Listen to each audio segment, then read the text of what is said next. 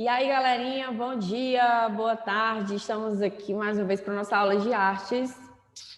Hoje nós vamos aprender como fazer um cartaz, tá? Como que é a estrutura, quais são as principais características, certo? Vocês podem abrir o livro de vocês na página 96, ó, tá? Vocês vão estar observando essa imagem aqui, ó. Certo? Compartilhar aqui o slide, tá? Para a gente poder trabalhar um pouquinho aí o que é cartaz, certo? Antes da gente falar das características da estrutura do cartaz, eu queria que vocês observassem no livro da página 96, tá? Tem um cartaz aí. Guerrilla Girls. As mulheres precisam estar nuas para entrar no Museu de Arte São Paulo? É uma pergunta, certo? É uma pergunta. E aí o coletivo de artistas, o Guerrilla Girls, começou aí as atividades em 1985, em Nova York. Esse grupo de ativistas aí confronta aí com a ironia e o humor, tá? Principalmente os preconceitos de gênero. A gente sabe que sempre existiu, sempre vai existir, vai continuar existindo, até que as pessoas realmente tenham consciência, né, da situação.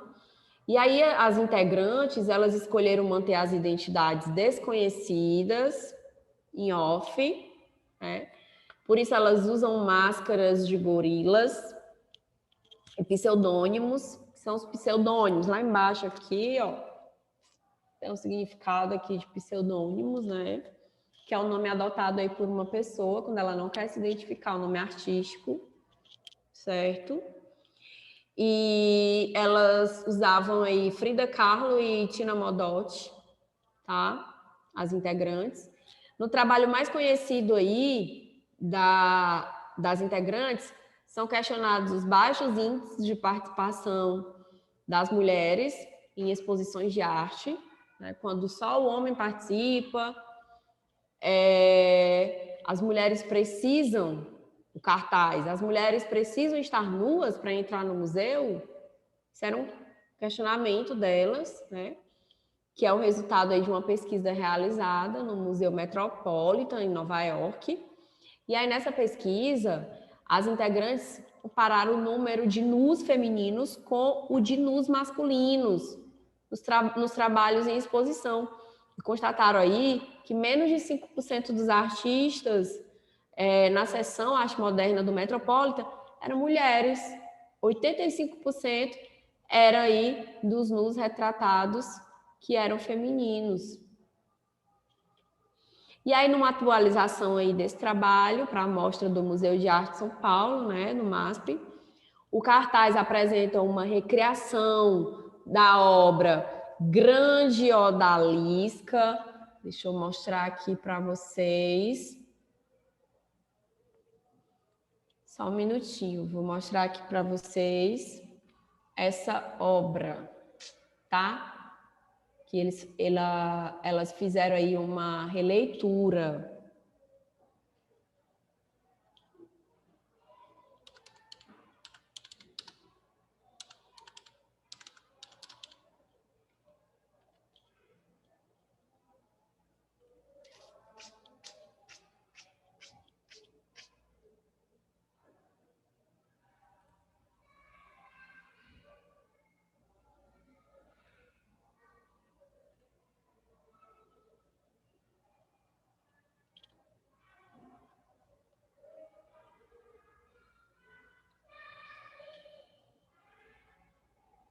Pronto, vamos lá. Aqui, galerinha, eu tenho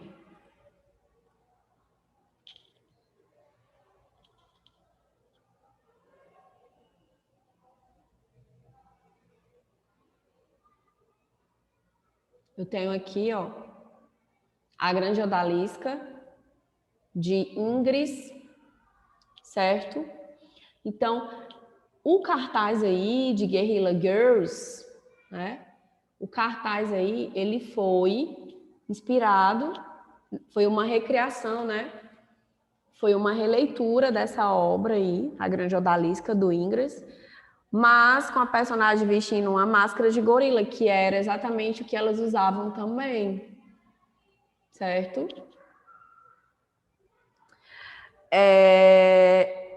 No cartaz, o mesmo questionamento é retomado. As mulheres precisam estar nuas para entrar no Museu de São Paulo? Por que elas estavam questionando isso? Porque nas exposições tinha nu feminino, tá bom?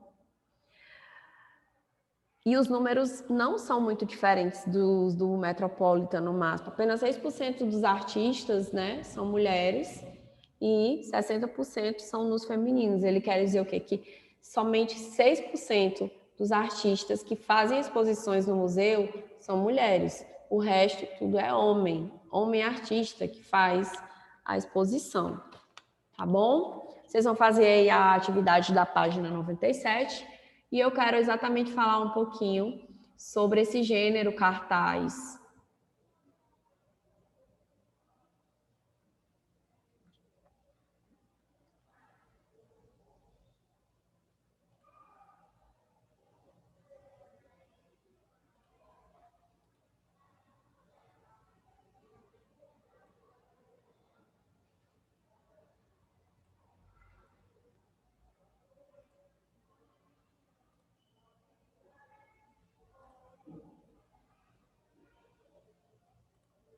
Vamos ver um pouquinho desse gênero cartaz, que a gente viu aí o trabalho aí do Guerrilla Girls, tá?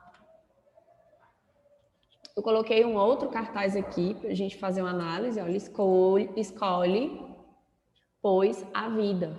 É uma campanha da Fraternidade do ano de 2008. Fraternidade e Defesa da Vida, 16 de março, Domingo de Ramos, Coleta Nacional da Solidariedade. São cartaz, tá?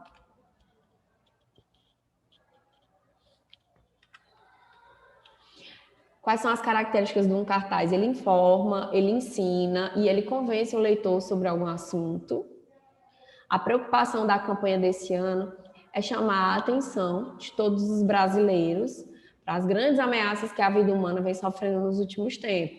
Aborto, violência, pobreza, a eutanásia. E para a indiferença aí com que essas agressões estão sendo tratadas. Geralmente utiliza linguagem verbal e não verbal, texto e imagem, e pode haver predomínio de uma delas. Pode haver, sim, geralmente predomínio da não verbal. O texto em linguagem verbal tem que ser curto, né, para uma leitura rápida. Tem um título, tá, que tem por finalidade aí atrair, chamar o leitor aí para que ele leia, né? E o tema da campanha da fraternidade é fraternidade e defesa da vida. E o lema, escolhe, pois a vida, tá? É um versículo da Bíblia. A linguagem verbal tem que ser clara, direta, objetiva, adequada aos objetivos da campanha. E aí a gente está falando desse cartaz em relação ao cartaz da campanha, tá bom? Mas essas regrinhas valem para todos os outros cartazes também. Tá aqui o objetivo geral. Por isso que tem que ser uma linguagem verbal clara, tá? O objetivo geral da campanha da Fraternidade de 2008 é levar a sociedade a defender e a promover a vida humana, do nascimento até a morte. Em uma sociedade altamente materialista e competitiva, como a atual, as pessoas tendem a determinar valores para coisas e pessoas, tendo em vista interesses particulares. Tudo foi claro, a gente conseguiu ler super de boa, resumido e transmitindo o que eles realmente queriam, tá? Emprega geralmente o uso da língua formal, a língua padrão, tá? E aí a gente pode observar a identificação aí simples por meio do logotipo, tá? Da instituição, entidade ou empresa responsável pela mensagem. Então, aqui a gente observa aqui o cartaz, né? O que é sobre o cartaz? O cartaz apresenta uma imagem de esperança de paz, condizente com a imagem cristã. O idoso da foto, ele sorri sereno, enquanto o bebê dorme tranquilamente. É a dignidade da vida humana em todas as suas fases. Um está agora na condição, né, de zelar a vida pelo outro, que usufrui desse cuidado, reflete o compromisso constante que o ser humano deve ter de proteger o seu semelhante. O bebê cuidado pelo homem quer exaltar a confiança que precisamos gerar uns nos outros, de que toda vida humana é valorizada incondicionalmente. O idoso e o bebê representam a ideia de que a proteção à vida ultrapassa vínculos familiares, crenças, limitações, raças, interesses pessoais ou situação social. Ambos são portadores de uma dignidade intrínseca, é o compromisso cristão com a preciosidade da vida do outro que possui a mesma filiação divina. Então, a gente viu todas as características aí do cartaz, certo? Na página 97 tem 4 cartazes aí, e aí vocês vão marcar, né, a opção de acordo com quais são os elementos para a gente poder criar um cartaz e transmitir a ideia, o que a gente gostaria de que fosse transmitido. Beijo, fiquem com Deus e até a próxima.